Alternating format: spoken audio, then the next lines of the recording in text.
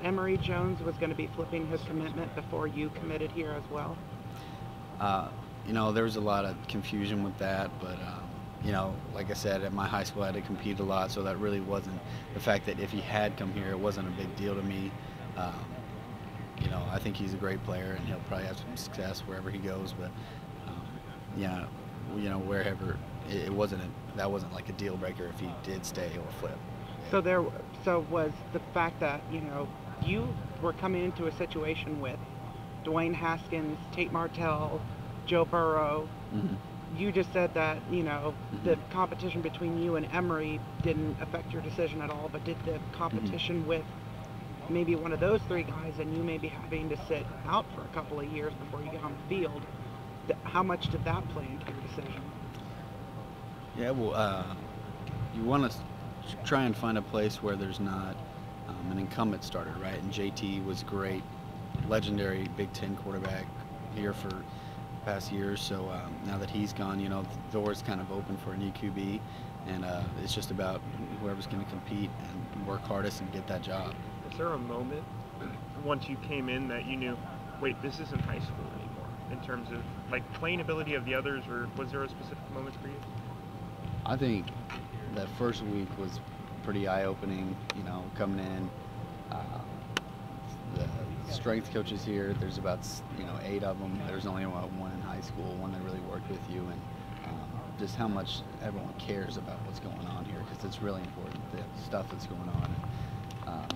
A moment, I don't think I can pinpoint a real exact moment, but there you definitely didn't notice. It's not just the same thing at all. It's a complete step up. Everything is turned up. Yeah, when you look at the quarterback room, just enter that quarterback room and see the play of maybe a Dwayne Haskins, a Joe Burrow.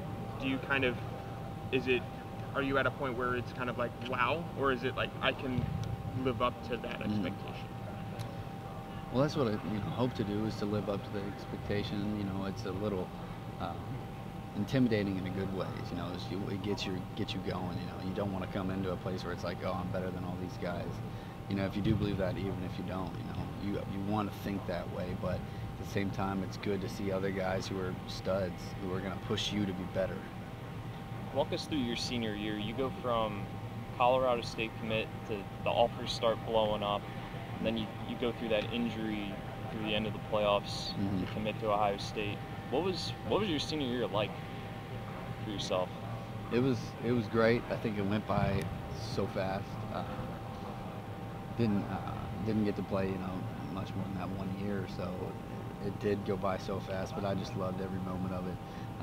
A lot of guys in that class, in my class, were similar to me. Didn't get to play much until their senior year.